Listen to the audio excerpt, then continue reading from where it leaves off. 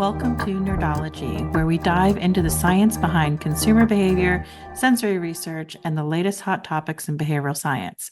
Quick insights, expert reviews, and conference highlights, all in bite-sized form. Let's get nerdy.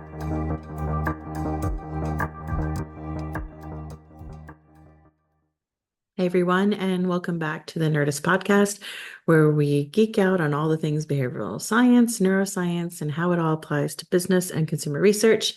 I'm your host, Michelle Nagella, and today we're diving into something pretty fascinating, cognitive dissonance, and how it helps us better understand how consumers make choices, especially when it comes to packaged goods. So let's get right into it.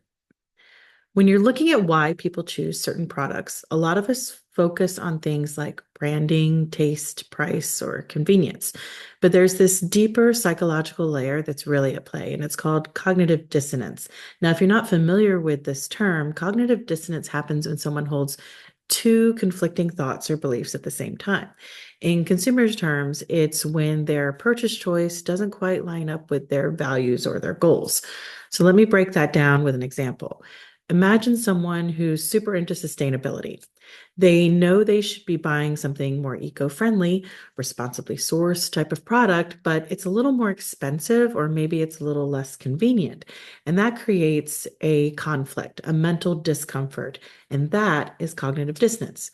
They have to resolve it somehow, either by justifying the more expensive purchase or talking themselves out of caring about the environment as much, just so that they feel better about their cheaper choice. And that's why cognitive dissonance is really just so interesting in consumer research, because when we study how people deal with that tension, it gives us a deeper understanding of what really drives their decisions. And I'm not just talking about surface level stuff like this product tastes better, I like it. I'm talking about those underlying emotional drivers. Okay, so you might be wondering, how do we as consumer researchers really dig into this? And that's where behavioral frameworks come in handy. These frameworks help us map out the psychological forces behind our consumer decisions. The cognitive dissonance is just one of those types of things, but let me give you some ideas of how we can use this knowledge when we're developing products or running studies. First, we can track emotional reactions to product choices so that when someone feels dissonance, they're often feeling a bit more anxious or a little uneasy about their decision. If we can track those emotions before and after they make a purchase, we can get a better sense of how dissonance impacts how satisfied they are with their purchase or what they choose. That can lead us to insights on how we reduce post-purchase regret, for example, how to build stronger loyalty. Another way to apply this is to look at trade-offs consumers face. Going back to that sustainable product example, they might be deciding between something that's eco-friendly but costs more or something cheaper that's not as great for the planet. By pinpointing where cognitive dissonance comes into play, we can figure out which part of the trade-off feels the most uncomfortable for them, and then maybe address it through marketing or maybe something in that product design or packaging design. We can also track how people handle dissonance after purchase. Do they search for positive reviews to justify their choices? Do they tell themselves that the cheaper option was just as good as the expensive one? That kind of post-purchase behavior gives us insights into how brands can better communicate with consumers to reassure them that they made the right choice. And I do want to throw in another concept here that really amps up this whole cognitive dissonance thing. It's called loss aversion. And this is the idea that people feel the pain of losing something more than the pleasure of gaining something of equal value. So in that sustainable packaging example, the loss might be the extra money spent on eco-friendly options, or maybe the inconvenience of using it.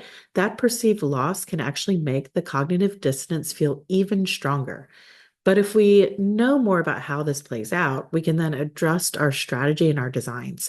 So using behavioral tools, maybe something like implicit association testing, we can figure out how to reframe this loss in the consumer's mind. Maybe it's about emphasizing the long-term value of the eco-friendly product, or maybe focusing on the emotional benefits of doing something good for the planet. Either way, by addressing that tension, we can help consumers feel more comfortable about their decision. So, to wrap up this idea, cognitive dissonance is a very powerful behavioral concept that can really help us understand the why behind consumer choices. And when we pair it with other behavioral science tools like loss aversion and implicit association testing, it opens up new ways to study consumer behavior, especially in the world of packaged goods. It's not just about the product features anymore. It's about understanding the emotional drivers and the motivators behind those choices. All right. I hope you found this deep dive into cognitive dissonance kind of useful, and maybe you'll start thinking about how to apply it to your own consumer research or business strategies. As always, thanks for listening. And if you like today's episode, don't forget to subscribe, share it with a friend, or leave a review. Catch you next time. Stay nerdy, my friends.